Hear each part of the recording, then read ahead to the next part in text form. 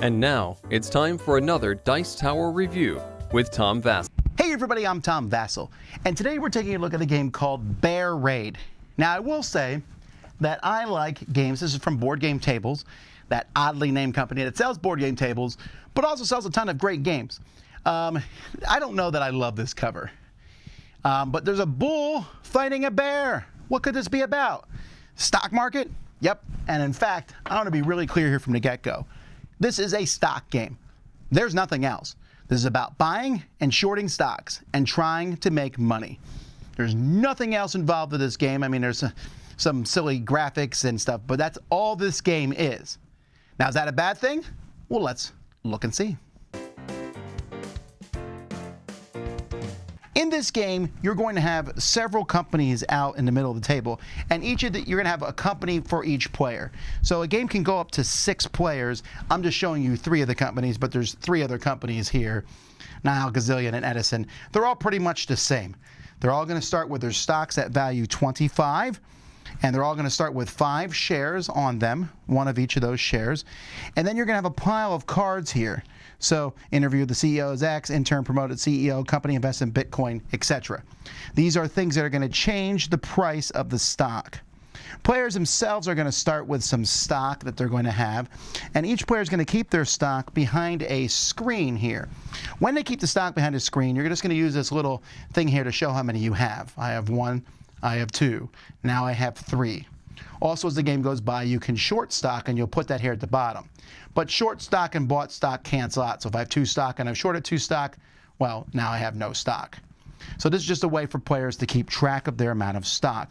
So players will start with some stock, and then you're going to have a round, and the number of rounds is equal to the number of cards, which, as I said, is different based on the number of players. Players start with $100. Of course, you want more than that. So each round, one player will take their action, going around the table. Each person takes one action, getting to the last person, and they snake and take an extra action, and it snakes back around to the first player. So everyone gets 2 actions. So what are the actions? You can buy stock from one company. So I might say from the yellow company here, I want to buy stock, so I'm going to buy 3 shares of stock. Shares cost $25 each, but you'll also notice that this one here costs an extra 5, and then the top one would cost an extra 10. So this would cost me $80. I take these shares, and then I just mark the number of shares I have behind my screen. If there's no shares to buy, there's no shares to buy. Another thing you can do is you can short stocks. You can basically, you are getting money, but you owe the stock later on. So the same thing here. I could short 3 shares. Or I might short 4 shares, for example. And then each share is going to give me $25. And this one here gave me an extra 4. So I got $105. But behind my screen, I owe those 4 stocks. At the end of the game, I'm going to have to pay back the value of those stocks. When I short stocks, I'm going to want the value to go down. When I buy stocks, I want the value to go up. Now, how is that going to happen? At the beginning of the game, some dice are going to be pulled from a bag of dice and randomly rolled and put next to each one. You'll then look at the total. So this total here is 11, 12, 13, 14. And we look at this card here, and AI sells stock, reasons unknown. And 12 plus, 16 plus, so this is the 12 plus. And this is going to show the value of how much the stock changes at the end. Players are going to try to mess with this. There are different ways to mess with this. A third action that players can take is they can take as many dice off of one as they can. So this would make this die go all the way down here to the bottom, which means at the end of the round, this price is going to go up by 10. Where it was at, it was going to go down. Also, players can take dice from behind their screens, ones that they've taken, and put them on a rumors card that's sitting in the middle of the table. So those are the actions. Buy stocks, short stocks, take dice, or put dice on the rumors card. At the end of a round, players have to put, or they can put dice back in the bag. If you have more than 5 dice, you have to go down to 5 dice. These dice are put back in the bag. Players are going to pull dice per player times 3, but you will always use the dice that are already on the rumors. So if I put yellow dice in the rumors, I'm guaranteeing that yellow dice will be rolled. These will be rolled, put on each of the stocks, and then the stock, you'll look at this. So let's say this stays the same. It's at 2. well, then this stock's going to go up 10 shares. And in fact, if it would go above 45, it goes back down and splits, and everyone doubles the shares that they have in it. On the other hand, if it goes bankrupt, everyone loses the shares that they have in that company, including shares that you've shorted. You'll notice on some of these, there's a series of numbers. This is pretty easy. It goes up 10, goes up 5. Here it's going to go down, and the number that it goes down is basically you're going to look at the little number here on the board, and that's, if it's in the bear section, you're going to look at that little number, and whatever number it's on is how much it's going to go down. If it's in the bull section, it will go down these. Sometimes it will go down based on whether the shares are in the bull section or the bear section. It will go down or up, and you can see it's kind of all over the place on this one. Sometimes it's just pretty much straightforward.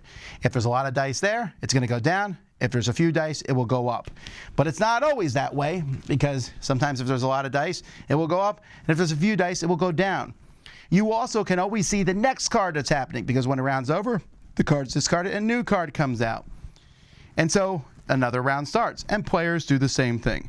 You're shorting stock and or buying stock, taking dice, etc. After all the rounds are over, all the stock that you have left behind your board is going to be sold for its current price, and all the stock that you have shorted behind your board, you have to pay its current price. Whoever has the most money is the winner. Board game tables always has fantastic components, and this game is no exception. The dice here are fine, colorful little dice. I really like them. Work well in the bags. The company names are obviously plays. Here we have Banana and Game Start, stock you should invest in, etc. The stocks themselves all have little tokens on them. There was a wood upgrade for this game, but the wood upgrade is not necessarily. These tokens work fine. And then, of course, I like the artwork on these. I will say, when people first play the game, this is a little confusing, but it's not too bad. You just kind of look at the numbers on there.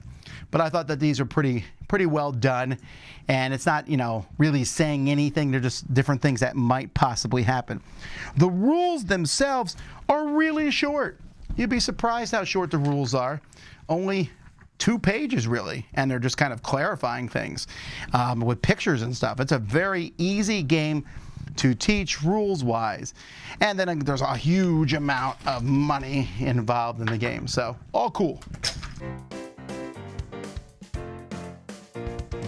Now, I like a lot of what goes on in this game. I will say at the very beginning that I mentioned that the game is fairly interesting and short to teach people. It's very short, right? And yet, teaching people shorting a stock is not a concept a lot of people find intuitive. Well, I didn't find it intuitive. You're basically borrowing money and you're paying a stock back. It's just not that simple to explain to people. You're like, oh, wait, I'm shorting stock? People understand buy stock, sell stock. In fact, most stock market games are that way. Buy stock, sell it. Buy low, sell high. Well, here you're trying to buy low, sell high. You're also trying to short high, repay low. That's an interesting concept, and I think a lot of people aren't going to like that. And if you don't like stock market or economic games, you're not going to like this. This is all this is. This, for the game giving you 2 actions, is pretty crunchy. And then I saw the designer of the game is Ryan Courtney, and I was like, oh, that's all he makes, is very crunchy, thinky games. Probably best known game is Pipeline. And that's a strong economic game. This is along those same lines. Now, this one's very straightforward. I'm hesitant to think that it stands out, and there's a good chunk of luck in those dice. I'm also not sure I understand all the nuances of this game. It's like, take some dice from a spot. I'm like, well, I'm either going to take no dice or all the dice. That's normally what I'm going to do. With the exception of I might just take 3 dice and then put those 3 dice out on the board. But I feel like whenever I take those actions, I also should be buying or shorting stock. And I find the game interesting. I really do. I'm not sure. I've not played it with the full complement of 6. It feels like that would be too long.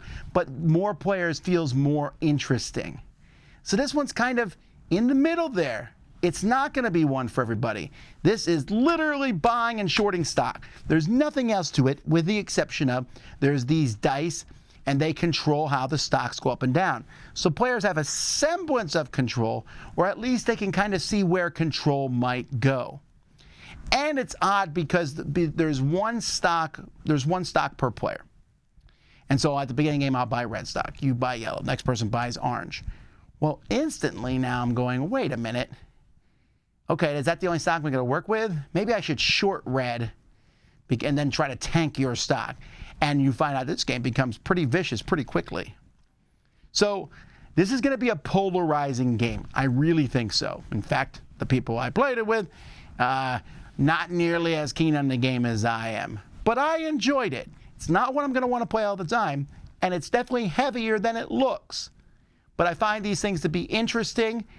This game has a smaller slice of board gamers, I think, who will be interested in it.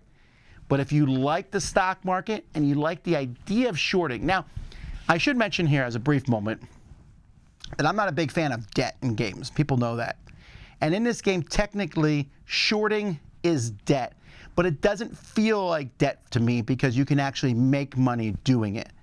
You take some money and then you pay back less, which is different than a loan to me. And I know that's a very fine line, but it's one I can live with in my brain. But one person I played with said that was something I did not enjoy.